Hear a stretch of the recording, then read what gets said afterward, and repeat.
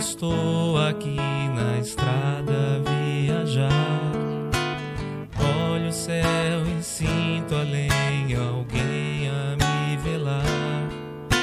Sinto a luz que vem do céu e lembro que passou. Esse alguém há muito tempo o céu também olhou. Se eu conheço o cristianismo, tenho nova luz. Se hoje há o espiritismo, revive Jesus. Foi um homem que era Saulo e Paulo renasceu. Divulgou o evangelho e o mundo percorreu. Espíritas, vamos seguir com Paulo e a verdade. Divulgar o evangelho a toda a humanidade. Se o cansaço e a dor do mundo ao corpo te ferir, olha ao céu e lembra Paulo a velar por ti. Espíritas, vamos seguir com Paulo e a verdade. Divulgar o evangelho a toda a humanidade. Se o cansaço e a dor do mundo ao corpo te ferir, olha ao céu e lembra Paulo a velar por ti.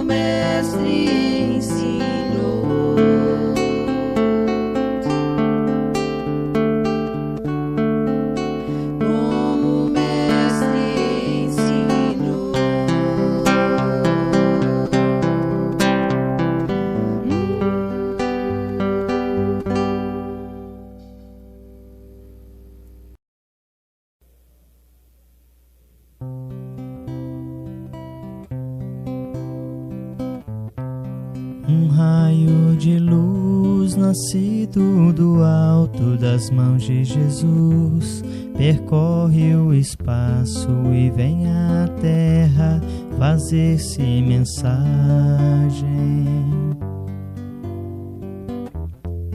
Que se encerra a beleza e a imagem do ensinamento do Evangelho.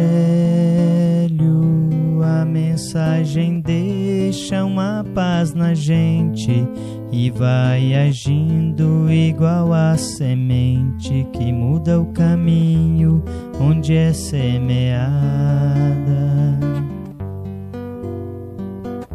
iluminando tudo, florindo a estrada, trazendo ao mundo mais amor e mais vida. Um raio de luz nascido do alto das mãos de Jesus, percorre o espaço e vem à terra fazer-se mensagem.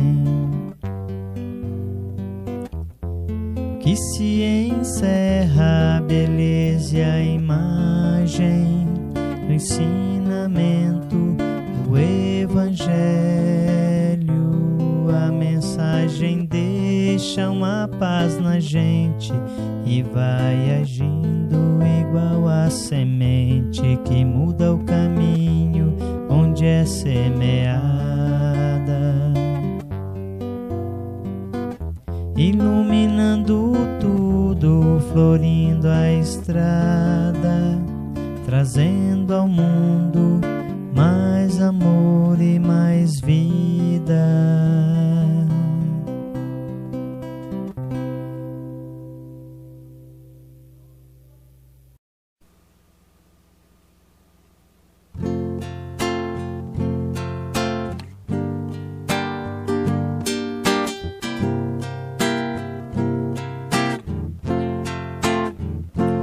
Quando a vida estende a mão, é preciso entregar o coração.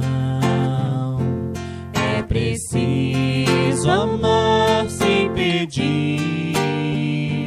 É preciso servir. Vibre sempre. Amar e servir é ser feliz. Vibre sempre. Amar e servir é ser feliz.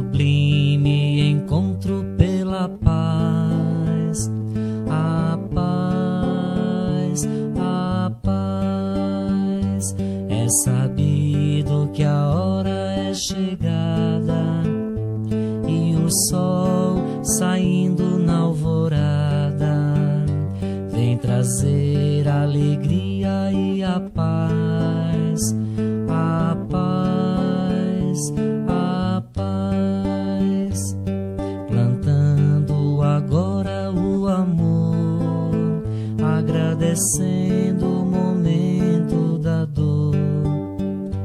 Estarás com Deus em paz, em paz, em paz. Aqui vamos nos reunir, recebendo as messes que hão de vir. Jesus está entre nós, iluminando tal qual albatroz, em voo celeste de amor, em voo celeste de amor. Aqui na pátria do Evangelho, a criança, o jovem e o velho se completam neste enlace de paz, de paz, de paz. Aqui vamos nos reunir, recebendo as messes que hão de vir. Jesus está entre nós, iluminando tal qual albatroz, em voo celeste de amor, em voo celeste de amor, em voo celeste de amor.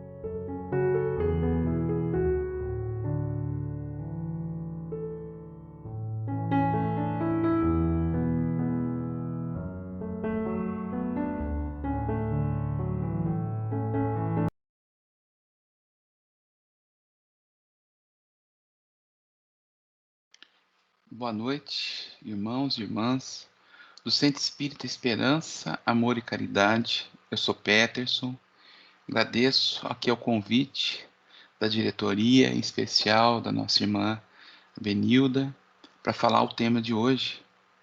E peço, em nome da espiritualidade, em nome de Jesus, a boa intuição, as boas palavras, que o tema de hoje consiga tocar aos corações de todos os presentes e todos que vão assistir a esse vídeo, a essa palestra, de modo a dá-los um pouquinho mais de esperança e conforto aos seus corações, que nós possamos, Pai, ser instrumentos. Muito obrigado por essa oportunidade novamente. O nosso tema de hoje é do Evangelho segundo o Espiritismo, do item Bem-aventurado os aflitos, capítulo 5, e o versículo 22, que é: se fosse uma pessoa de bem, teria morrido. Vou ler um trechinho aqui do nosso Evangelho, que é: em relação a uma pessoa má que escapa de um perigo, declarais com frequência: Se fosse uma pessoa de bem, teria morrido. Bom, para interpretação desse capítulo e desse texto, nós queremos aqui partir de 3 pontos que são chaves. O primeiro é que nós somos espíritos imperfeitos, que estamos em processo de evolução. E quando normalmente nós fazemos uma reflexão diante das realidades que nos colocam, talvez uma dessa reflexão seria essa: por que será que Deus, diante dessa pandemia que está afligindo a todo mundo, não aproveita e varre todos os maus, deixando somente os bons? Essa é uma reflexão, não é? Importante da nossa imperfeição. Um segundo ponto é que a Terra, o nosso planeta, é um planeta de provas e expiações, que está em processo de regeneração. E um terceiro ponto é que, sendo um planeta de provas e expiações, nós podemos comparar esse planeta com uma grande escola, onde todos nós somos postos a provas e avaliações, e também a uma grande prisão, enviados aqui para cumprir determinada pena, um determinado dever. Diante dessa reflexão, nós estruturamos a nossa fala basicamente em uma explicação um pouco dessa realidade, uma conversa sobre a questão do nosso julgamento, entendimento sobre a justiça de Deus e entendimento do que seja a nossa verdadeira vida. Nesse caso, nós queremos começar com uma história, né? Relembrar a todos os irmãos e irmãs que antes da pandemia era muito comum nós termos irmãos e irmãs espíritas que viajavam entre cidades para fazer uma palestra, não é? Em centros espíritas co-irmãos. Não é? Muitas viagens eram feitas à noite, eram voltadas à noite, e nessas viagens sempre se ouvia alguma outra história de acidentes que ocorriam, onde alguns irmãos chegavam a desencarnar e outros chegavam a quase desencarnar nessas rodovias que víamos por aí. Uma dessas histórias, né, muito engraçada por sinal, foi de um irmão que num desses acidentes que comentamos agora há pouco, conseguiu sair vivo, né, e cheio de gratidão a Deus, né, tão cedo ele conseguiu ficar no local seguro, pegou o evangelho que estava dentro da sua mochilinha, abriu aleatoriamente e fez a seguinte leitura: se fosse um homem de bem, teria morrido.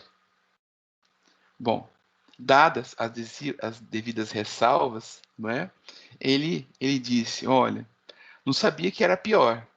Se era o acidente que ocorrera, se era a impossibilidade de não ir dar a palestra e não conseguir cumprir com a palavra dele para os nossos colegas, e se era o recado que acabaram de receber, dizendo o seguinte, que ele não era nem bom para morrer.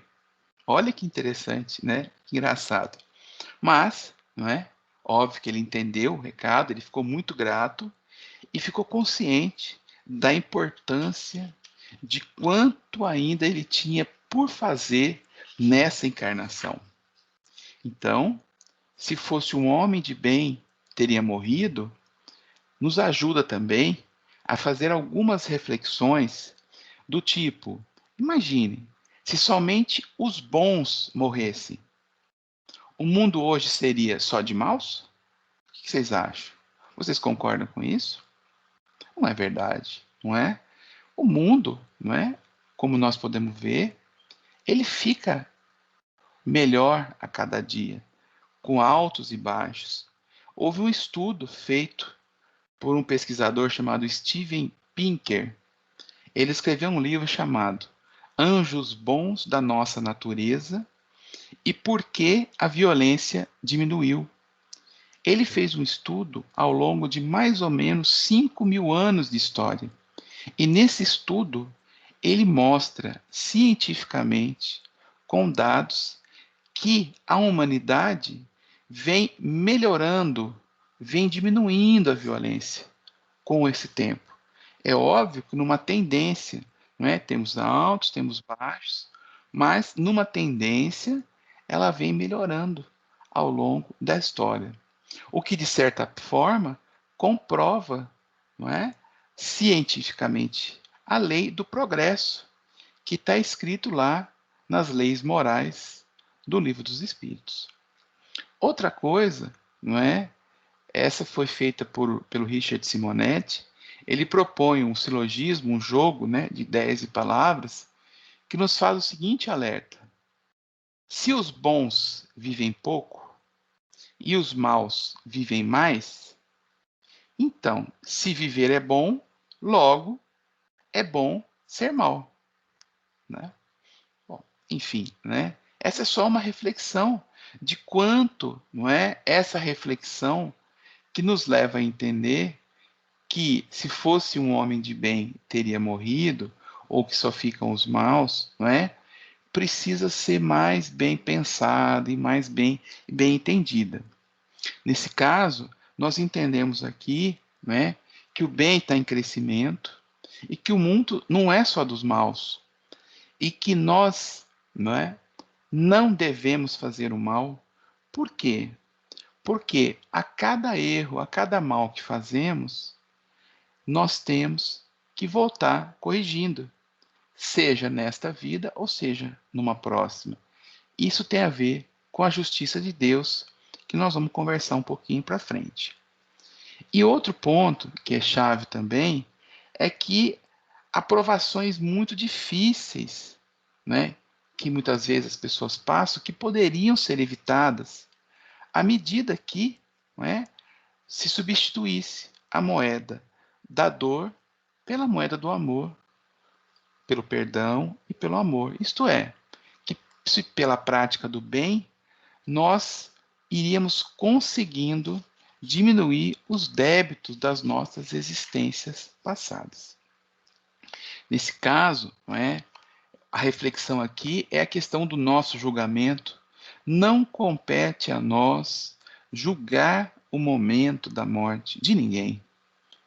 E aquela ideia de blasfemarmos diante de alguém tido como mal, que escapa à morte, dizendo, se fosse um homem bem, teria morrido.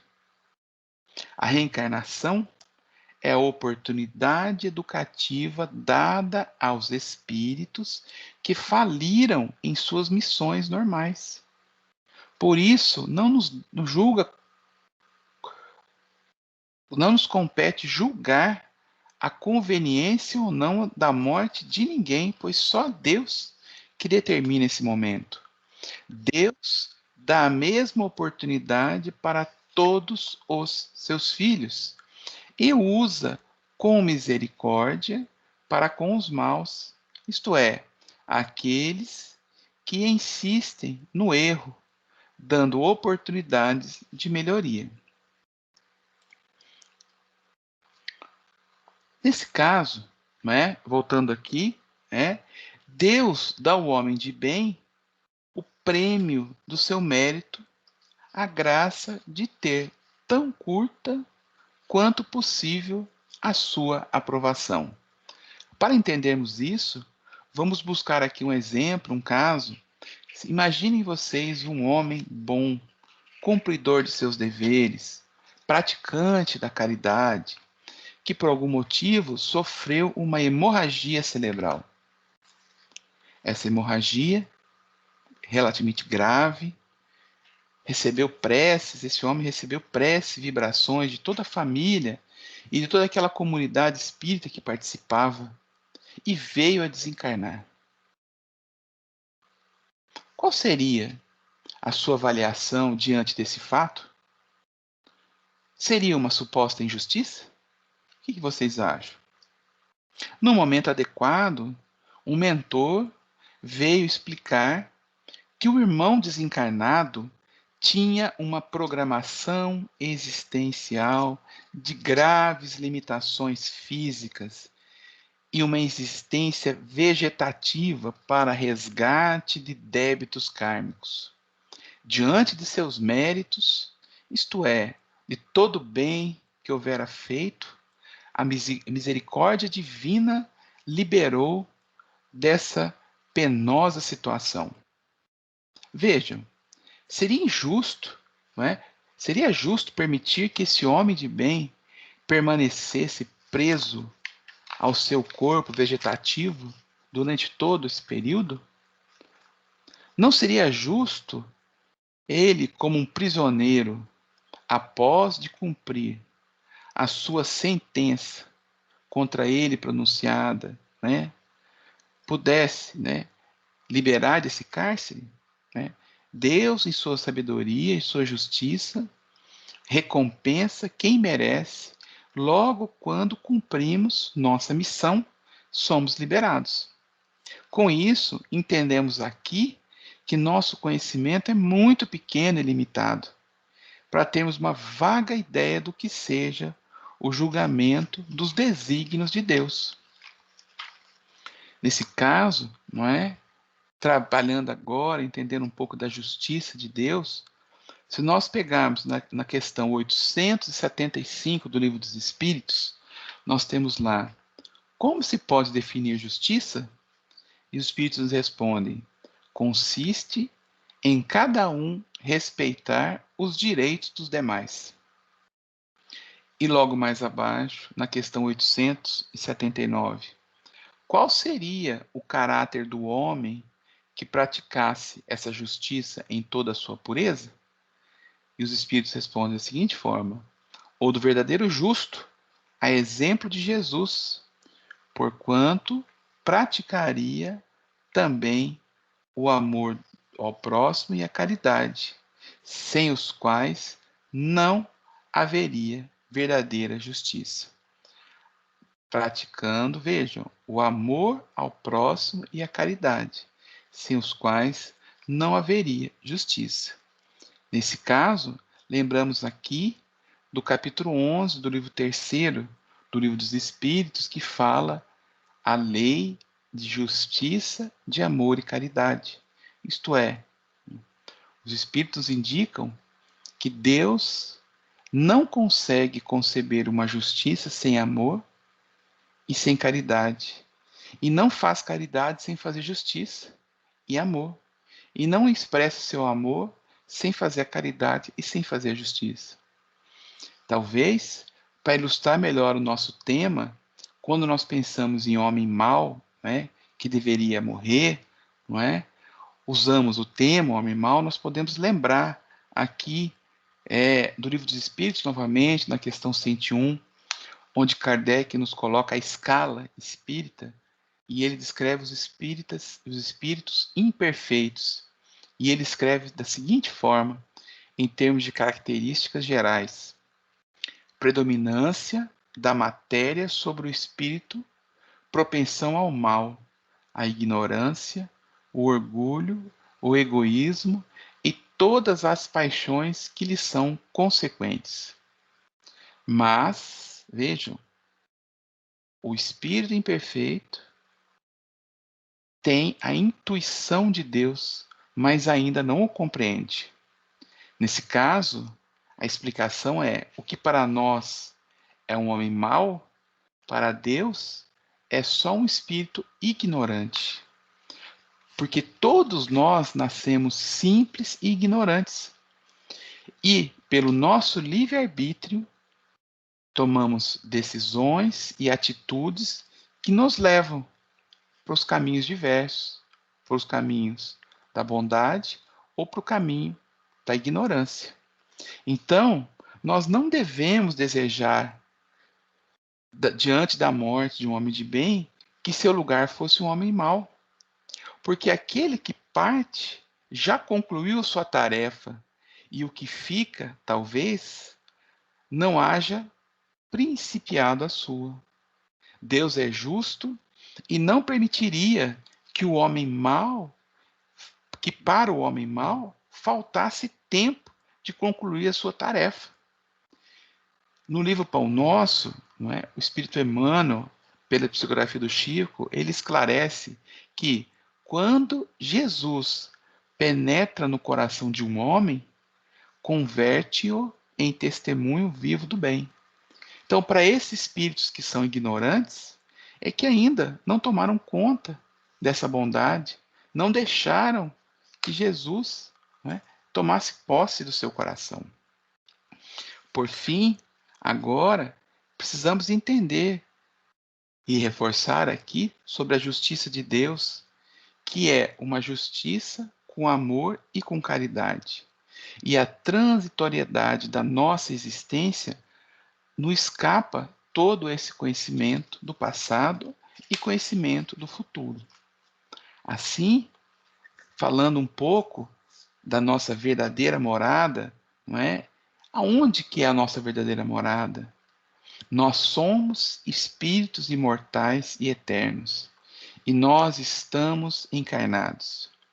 A atual encarnação é matéria, e tudo que é matéria é passageiro. A verdadeira vida e a verdadeira liberdade é a vida do espírito, é a vida que não é aqui encarnada.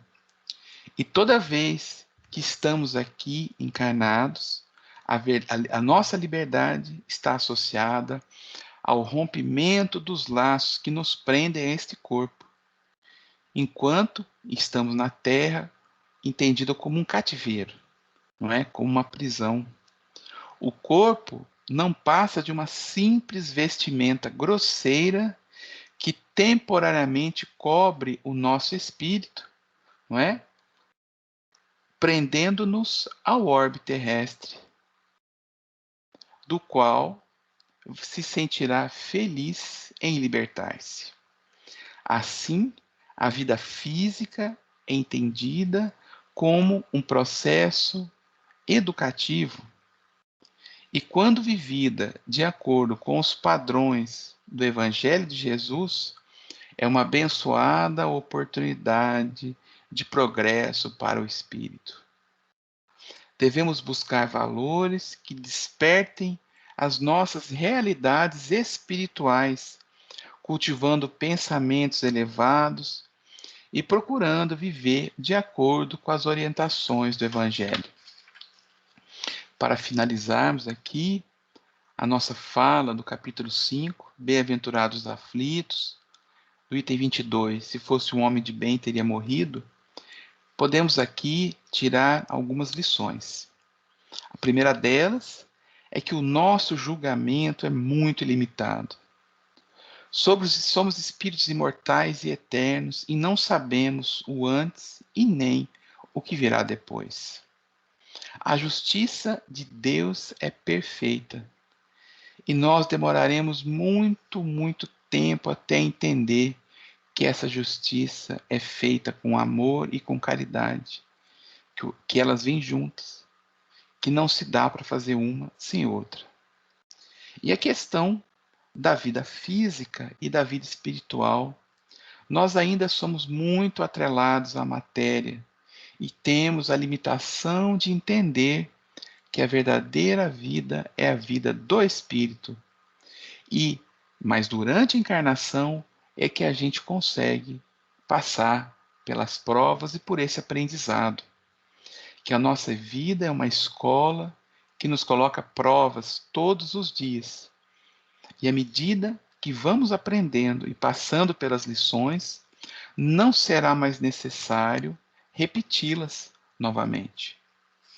Para a gente finalizar, trazemos aqui uma reflexão do nosso irmão André Luiz, do texto Vivendo o Evangelho, psicografado pelo nosso querido Antônio Baduí, de Tuiutaba, que ele escreveu assim: não duvide, a febre debilita, mas alerta o organismo. A dor incomoda, mas denuncia o distúrbio. A tosse cansa, mas sinaliza problemas. A dispneia sacrifica, mas é alarme importante. O edema deforma, mas é sinal de desarranjo. O torcicolo dói, mas indica a perturbação. O vômito irrita, mas revela a intolerância. O desmaio assusta, mas é aviso de transtorno. A alergia aborrece, mas expõe o desequilíbrio. A vertigem aflige, mas aponta a alteração. Há muita coisa que parece o mal e não é. Repitamos aqui. Há muita coisa que parece o mal e não é. A situação desagradável pode ser o bem ao seu favor, que a cegueira da revolta não lhe deixa enxergar. A cegueira da revolta não lhe deixa enxergar. Não duvide, pois, da justiça de Deus. A derrota, embora o gosto amargo do fracasso, é sempre lição útil que lhe permite, mais adiante, conquistar os louros da vitória. Com essa lição, com essa leitura, agradecemos aqui a espiritualidade e a oportunidade de estarmos juntos. Tenham todos um dia abençoado, de muito amor, de muita proteção e de muito amparo. Que nosso Senhor Jesus Cristo esteja sempre com todos nós. Assim seja, graças a Deus, e que Deus seja louvado.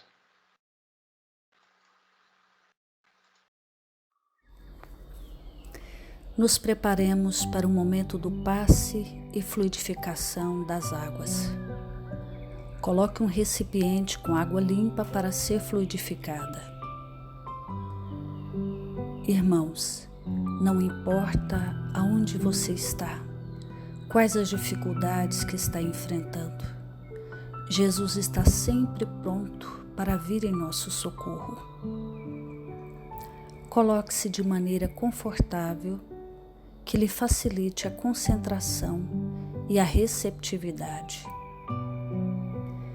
Respire lenta e tranquilamente. Inspire, expire. Inspire, expire. Encha seus pulmões de ar e solte bem devagar. Deixe que energias de tranquilidade e paz penetrem seus pulmões, circulem por todo o corpo. Sua alma, em harmonia com o corpo, se sente tranquila e em paz. Mentalizemos a passagem de Jesus, dia claro. Os raios dourados do sol iluminam a paisagem alegre de Cafarnaum. Casario branco, trepadeiras multicoloridas e pássaros saltitantes enchem a paisagem de otimismo. A notícia das curas atraía a multidão dos necessitados. Subitamente Jesus aparece, esguio e belo. A túnica desce-lhe até os pés. Ao pôr do sol, todos os que tinham doentes atingidos de males diversos traziam-nos, e ele, impondo as mãos sobre cada um, curava-os. Assim narra o evangelista Lucas. Mentalize Jesus se aproximando de você. Ele impõe as mãos amigas sobre a sua cabeça. Perceba que de suas generosas mãos cai uma cachoeira de águas claras e puras, vindas do seu amor a te banhar. Derramam-se em sua cabeça, descem pelos ombros, banham todo o seu ser, te trazendo paz, serenidade equilíbrio. Limpam todas as impurezas e te pacificam. Sinta estas águas te banhando, limpando. Respire. Mentalize agora Jesus como sol diante de você. Sua luz, seu calor te envolvem. Sinta as energias curadoras que emanam do Cristo em sua direção. Ele ouve as suas preces. Confie nele. Seu amor é infinito e te acompanha e protege, oferecendo de tudo o que necessitas. Confie. Absorva as energias curadoras de Jesus. Sua luz te envolve. Sinta essas energias percorrendo todo o seu corpo. Sinta-se fortalecido e em paz. Senhor Jesus, divino amigo, estende as tuas mãos generosas, Senhor, e transforma estas águas em remédio para os nossos males físicos e espirituais. Guarda-nos, Jesus, em sua paz. Estende as vibrações de amor em benefício do meu lar, Senhor. Que aqui possa reinar a paz, a saúde, a tranquilidade. Nós lhe rendemos graças, Jesus. Fica conosco hoje e sempre. Graças a Deus. Faça uso da água fluidificada.